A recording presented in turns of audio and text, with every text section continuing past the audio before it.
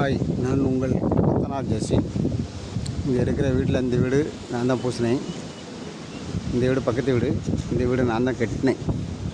20க்கு 20 இந்த வீடு. அதாவது 20க்கு 20 ஒரு வீடு கட்டணும்னா பேஸ்மெண்ட்டு, பெல்ட்டு மொத்த ரூபா எவ்வளோ ஆகணிட்டு கொத்தனாருக்கு மட்டும்தான் அந்த பதிவு. இது பல ஊரில் கர்ணன் எஸ்தர் என்கிற அவங்களுக்கு நான் கட்டின வீடு. இது தான் அந்த நம்பர். இந்த வீடு உங்களுக்கு தெரியும்னு நினைக்கிறேன்.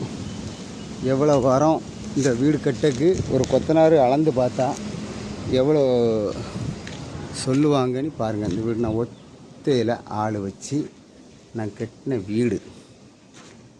இந்த வீட்டுக்கு எனக்கு வந்த ரூபா வந்து 39,000 இது வரையும் தரல. இந்த ரூபாயை கேட்க போனால் அவங்க என்னை கையை பிடிச்சி இழுத்தாங்க, நான் கேஸு கொடுப்பேன், காலை பிடிச்சி இழுத்தாங்கன்ட்டு. யார் கொத்த வேலை செஞ்சாலும் சரி முழு ரூபாயை வாங்கிட்டு வேலை செய்யுங்க. பத்திரத்தில் கரெக்டாக போட்டுட்டு ஷிஃப்டாக வாங்குங்க. நான் கொஞ்சம் நம்பி ஏமாந்துட்டேன். இங்கே வந்து 3,10,000 கவர்மெண்ட் பணம், பஞ்சாயத்து பணம் கிடைக்கும். அதையும் எடுத்துட்டாங்க. எனக்கு கையில் வந்தது நம்பிக்கை பேரில் ஒவ்வொரு வீடாக வேலை செஞ்சு நான் கட்டின வீடு.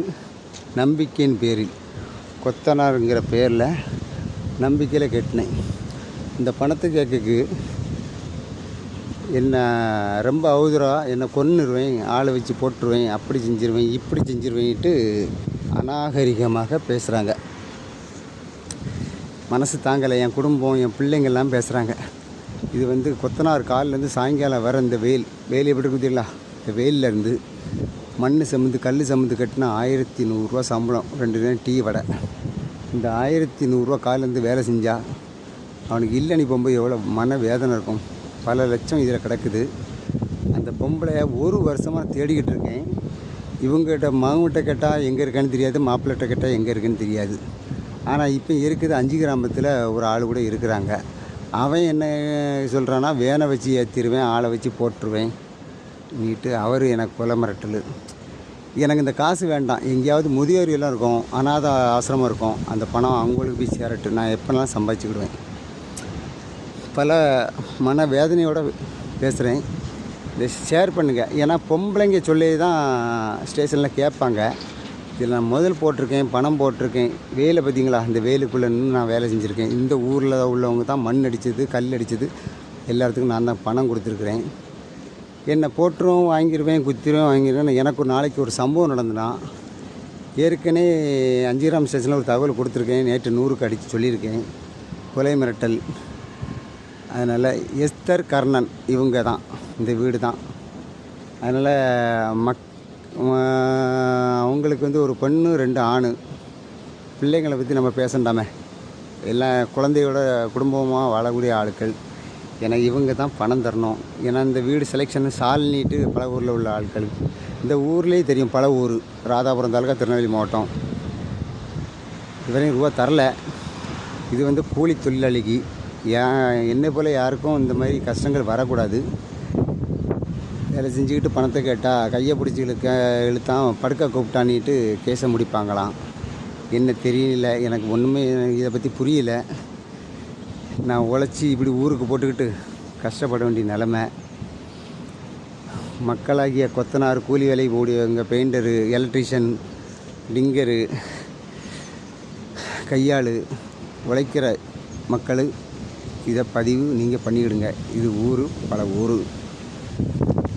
எனக்கு நிம்மதி இல்லை, ரொம்ப மனவேதனை. எனக்கு நாளைக்கு ஏதாவது நடந்தால் இந்த எஸ்தருங்கிற பெண்ணும் மற்ற இவருடைய சேர்ந்த கணவர் கர்ணனுங்கிறவரும், அவர் மகன், மகள், இவங்க குடும்பம், அதை விட எனக்கு கொலை மிரட்டல் கொடுக்குற.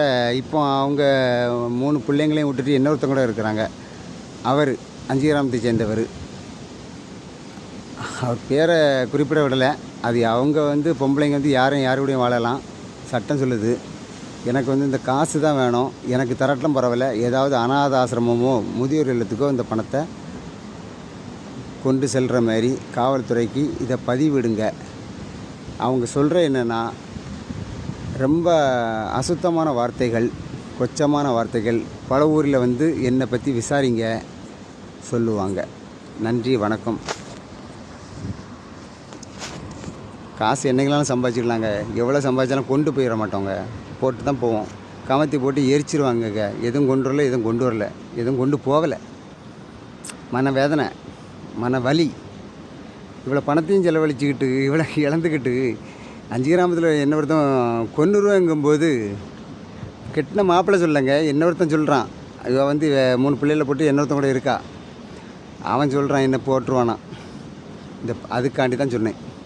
இந்த பணம் வந்து முதியோர் இல்லத்துக்கோ அனாதாசிரமத்துக்கு போட்டு எனக்கு வேண்டாம். இதை மக்கள் கூலி வேலை செய்கிற அனைவருக்கும் இந்த பதிவு இதை ஷேர் பண்ணுங்கள். எனக்கு நாளைக்கு ஏதாவது சம்பவம் நடந்தால் எஸ்தர் என்கிற கர்ணன் மனைவி பலவூர் இவர் தான் எனக்கு முழுக்க என் உயிருக்கு அச்சுறுத்தல். இவங்க தான் எனக்கு ஏதாவது நடந்தால் இந்த பெண்மணி தான். பல ஆண்களுடன் இருக்கிறாங்க, அது தேவையில்லை. நான் எந்த ஆம்பளைகிட்ட போய் இந்த பணத்தை கேட்பேன்னு எனக்கும் தெரியல. பல பிரச்சனைகள். இதை வலைதளங்களில் நான் விடுறேன். அது நல்லதோ கெட்டதோ, உழைக்கிற ஜனம், உழைப்பை நம்பி வாழுகிற அனைத்து மக்களும் இதுக்கு ஒரு சொல்யூஷன். இதை அனைத்தும் ஷேர் பண்ணுங்கள். இப்படி என் வாழ்க்கையில் நடந்த மாதிரி யாருக்கும் நடக்கக்கூடாது. நன்றி, வணக்கம்.